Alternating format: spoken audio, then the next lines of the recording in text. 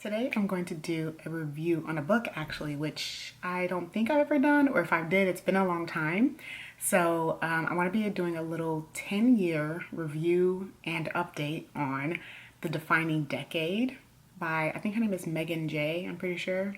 If I've gotten that wrong, I'll leave it down below. But if you're interested in that, then just keep on watching. The Defining Decade was the first kind of self-help like book that I read, to my memory anyway. It's a book that definitely kicked off my interest in self-help and personal development, which I think I've definitely run my course on that genre. But I did listen to it again on Audible recently, and I wanted to share kind of like my takeaways and thoughts from you, having read it once 10 years ago to reading it again, and to see kind of how I felt about it now. At the time when I first read this book, I was a junior in college, so right around 20 years old. I was really struggling with my mental health at the time. I definitely had a long-standing issue and struggle with my mental health from 13, 12, all the way up until like 21, 22, so quite a long time. And now I'm nearly 31. I'm happily married. I have a great family life. I own a home. I have a job that I love now. And most importantly, I am happy and feel fulfilled the majority of my life. There's still a lot of things that I'm actively working on, but I feel great about where I am. And I think looking back, the things that I took away from this book the first time kind of have a lot to do with it. Before I really dive into my thoughts, I think the first thing that I want to say is please keep in mind that this book is based primarily on probability and correlation. I am a firm believer in things never being too late to kind of start over, to reignite. There's always time to make a positive change so long that you are alive and breathing and walking and moving. So this book and this video that I'm doing is not meant in any way to make you feel like things are too late, to feel bad about yourself. If you're past 20, that, you screwed your life up. No, absolutely not. What I've taken away from the book, and also my message here today in general, is just to encourage people to be intentional about the things that they can control in their life. Another analogy that I use to describe what I'm talking about is saving for retirement. Basically, every personal finance book out there will tell you to start saving as soon as possible. In your 20s, some people with jobs now, like at Starbucks, for example, you can start saving for your retirement even when you're in your teens. And this is due to the benefits of time as well as compound interest. You can still reach those goals, those financial goals later in life, but the older you get, there will be a bigger lift because there's less time for interest to compound. So I say all that to say people of all ages can benefit from this book. With that said, I'm going to go through several points that kind of stuck out to me on my second listen, talk about kind of the main points that are discussed in the book and kind of my thoughts on them, my experience with them, and so on and so forth. I thought it would be really interesting. When I look back on my first time reading The Defining Decade, I don't remember a ton of details, but in general, in my first read through, what really stuck out to me and what really resonated with me is that being intentional in your life is very important and very vital. Things just won't kind of come together automatically like a puzzle. You put the pieces together with your strategy, your action, your circumstances, your environment, all of the things that are under your own control to the best of your ability. So yes, getting into the things that stuck out to me on my second read through of this book and the things that I thought that I have done well or maybe not so well, or things that I can still improve upon,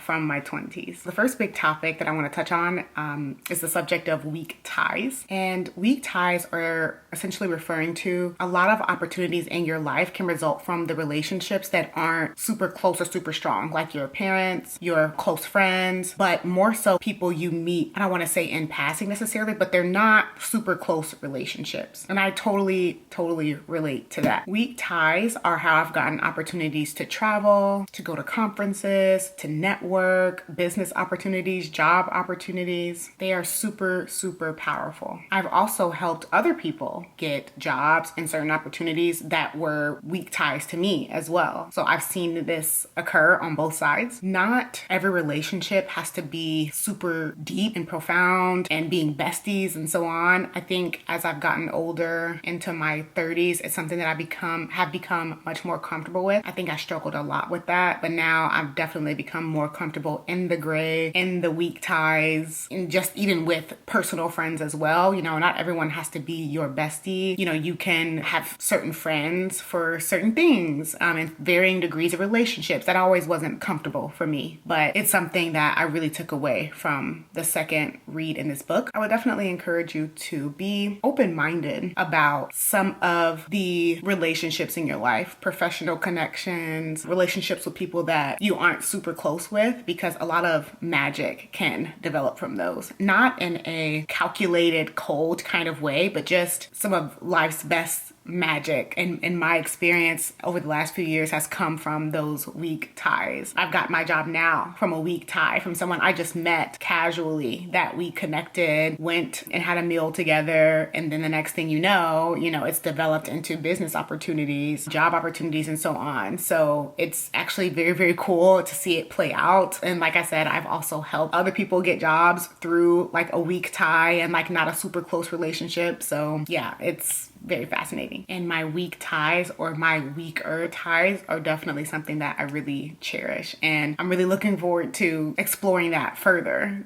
as I get older and mature and go forth in life. The next big topic is identity capital. She talks about this quite a lot in the book, which essentially is building your skills. And this is something that I have a tough relationship with, because I think a lot of people are as well, but just speaking from my own experience, I am a multi-passionate, multi-hyphenate, multi-interested kind of person. And I think I had a little bit of an insecurity about it, because it seems like, and we're going to get to this later about the comparison and so on, but it can seem like other people have it all together and on the straight and narrow, and they know what they want and they're going straight for it, and they're just on this perfect little trajectory, hitting all these steps and so on. I definitely felt like I was just all over the place, basically, is what I'm trying to say. So I've spent a lot of years in my teens, 20s, early 30s also. I'm still kind of going through this process now, building identity capital and building different skills, getting different degrees, getting different certifications, and so on and so forth. And it made me definitely feel better kind of about that journey and made me feel a little bit validated and the instinct that I had to kind of do that. I have spent time studying languages. I spent time traveling, developing hobbies, going to cosmetology school, studying wine, and in general, seeking as many opportunities that have come my way, even if they didn't really make a lot of sense or seem like they went together, and or didn't really correlate to direct financial gain. And as I mentioned, at first glance, it definitely seems random. Like, I definitely have this tiny little voice of paranoia in my head that what people think about me is, she's all over the place. Like, she's always doing something random. And I don't know, I think that thought kind of bothers me, but I've had to like coach myself. Again, and I'm just making assumptions and like making stuff up in my own head. It's like, an insecurity, I guess. As I've gotten older and exploring different ideas, I'm actually reading another book about this as well. It may not seem so random after all, and just having hope that it all comes together. Anyway, I end all this to say I do believe I felt it wasn't insecurity, but I think it is ultimately a strength, or at least I'm choosing to look at it as a strength. I'm choosing to believe that all of it comes together and all of it helps you in the end. And the gist of it all is building skills, marketable skills, skills that are in demand, is very, very important for your self-esteem, your confidence, your career, and so on. I think the more of you have, the better, to be honest. But the author does discuss a lot about identity capital, and I think that's something that I have definitely explored, and I like to think that I've done well. This next point is just going to be a short point, but something that definitely came to mind as I was going through and listening to the book for a second time. I read the book the first time, and then I'm listening to it on Audible the second time. Who praise God for Audible. Okay. This kind of topic and idea of evolution as well. I realized that what I thought that I want definitely evolved as I've gotten older and as the years went along, which is super interesting, having to reconcile all of that as your relationships change, your locations change, your jobs change, and learning how to navigate all the emotions that come with that and the consequences that come with that too. The next topic, love, family, and fertility are very intentional choices. This is definitely can be a touchy touchy subject, but I'll just talk about my own personal experiences. And I think this is something that I did really well in my 20s and, you know, going into my early 30s. This was, and I'm struggling to think because I'm looking back and I read this book, I think, like I said, right around when I was 20. So I don't know if it's the book that was like in the back of my brain, if it was my mom, my family life, it was like something innate. I don't know, maybe a combination of the three. But I have always felt like dating for marriage specifically, if that's what you desire, is a very intentional decision, choice, action, etc. Pursuing a marriage is a very, very active choice and process. It sounds just, again, very calculated, but the way that my brain can connect these two things, I liken it to finding a job, a full-time job that you like,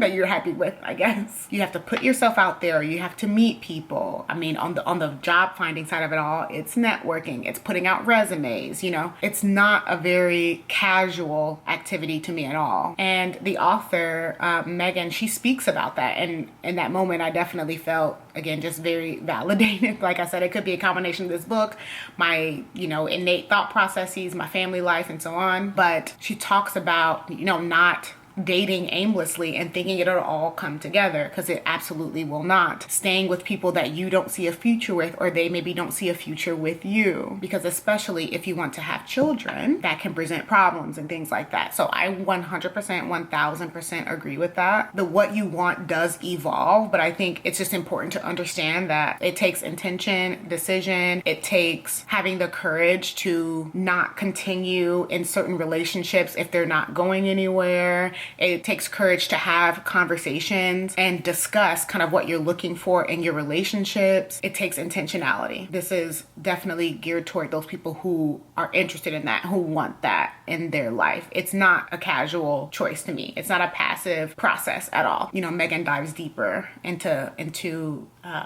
her book about that, The Defining Decade. Another topic that Megan discusses in this book is confidence. And this is definitely something that I've learned, picked up. It has been reinforced over the past several years. The motivation and the confidence loop is coming from doing and not the other way around. You don't get the confidence to do, you do and get the confidence. And I think that's just something really important to note and to talk through. And kind of, as I mentioned, same with motivation. It's like a lot of the time, motivation can be spontaneous, but I would say, you know, especially with a lot of things that offer delayed gratification, like exercising, for example, a lot of the times you do, and then the motivation comes after, and it's like a cycle as opposed to it coming and then you do. So she discusses that in the book, and confidence essentially just doesn't materialize out of nowhere. It comes from putting yourself out there. It comes from doing difficult things. It comes from, you know, just being proud of yourself in general and taking pride in how you live life. This is one of those things that it's here. It's definitely here. I'm waiting for it to work its way like down here. It's still something that I'm actively working on in some areas for sure. I think it's a never ending thing. This battle with confidence and imposter syndrome is kind of one of those things that comes up a lot in conversation, especially online. And I think this is a point that addresses that very well. It's a cycle that comes from doing and action, consistent action, and so on. This is another really huge one, and I relate to this and agree with this so much. This is how I work through a lot of my life's problems, issues, goals, etc. Things have to add up. Is the point. Life needs to add up. You have to like reverse engineer things, start from the end and work your way back. And she talks about this a lot in the book. And as I mentioned, I agree with this so much. And this is how I approach and think about a lot of things going on in my life and what advice I offer to other people too. Apply this strategy or thought process to basically everything. So in the book, there was an example of a 26-year-old that Megan was discussing, and the 26-year-old wanted to go to law school, get married, have children by 35. I think it was 35. Yeah, it was 35.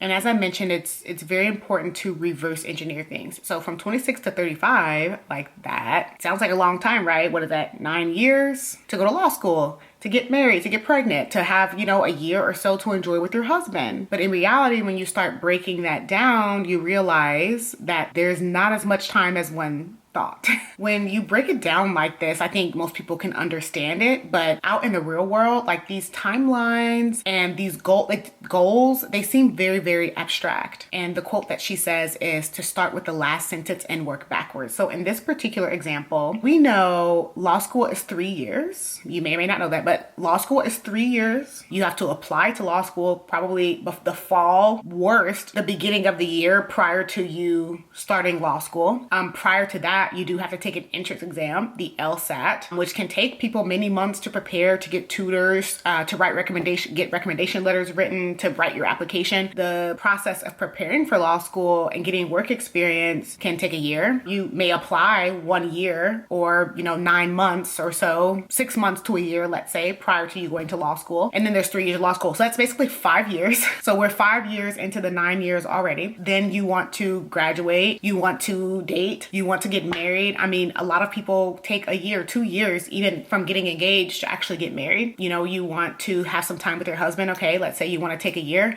then you want to get pregnant. Not everyone has a choice on when they get pregnant, how quickly they get pregnant, how they get pregnant. So the 9 years are gone like that. And that's if you start right now, So those are important things to kind of take into account. And again, the whole point is to like not have any spontaneity in your life or anything like that. But it's important to be realistic about certain goals that you have and to reverse engineer those and start to where you want to end, start with where you want to end up and work your way backward and see how long those processes, more or less can take or the effort they require or so on. So that's something that I really, really wanted to discuss because I find it to be very interesting. And like I said, I relate to it a lot because that's exactly how I approach goal setting, making decisions, and pretty much everything is reverse engineering. So reverse engineer, guys. Another thing that I wanted to talk about is relationships help you build skills. And I definitely agree with that. I got into the relationship with my husband when I was in my early 20s. We were both in our early 20s. I think I was about 22 at the time. It's not something that I anticipated or expected, probably because I was very young. But wow, I think healthy relationships can definitely fast track your growth. I don't think it's something like against your will, maybe. But if you are a person with a growth mindset, you're in a healthy relationship, you care about maintaining that relationship, it really will help you with various skills. I mean, conflict resolution, communication, even in managing your emotions and your emotional reactions to things. If you have interest in improving kind of some of those areas in your life, those are just a few examples of the ways that I felt like being in a relationship has helped me become a better human being and just various skills that I've learned that have helped me in other areas of my life. So I found that to be super fascinating that she brought that up. I definitely don't remember that from the first read through of the book, but I 1000% agree. There are other topics that she dives into in the book, a big one being comparing yourself to others on social media, which is huge, especially in this day and age, and can be a real detriment to the psyche of people young and old, honestly. Also, kind of the craziness going on in the world with mass shootings, war, politics, all the things, and essentially learning how to deal with those things, how to manage your emotions, how to manage your reactions. Also, she kind of dives into allowing yourself to be a beginner, which I think a lot of people struggle with, myself included. It's something that I'm still working on, along with comparison and all these other topics. Doing grunt work also, she talks a lot about that. It kind of goes along the lines of the building identity capital, which you talked about earlier. There are various other topics that she touches on that I won't dive deep into here, otherwise this video will be 15 hours long. I encourage you, if this is some subject matter that you are interested in, because I believe Megan is a psychologist, and she kind of focuses on the 20, 30-ish something population. I would encourage you to check the book out on Audible or the Libby app, your libraries around the country and things. It's super, super interesting. I'm curious to hear if you've read the book, what you think about it, and would love to continue the discussion. But I'll end with a couple of quotes that kind of stood out to me. 2 quotes. Time will always pass and everything counts. And the everything counts really stands out to me because I think we can,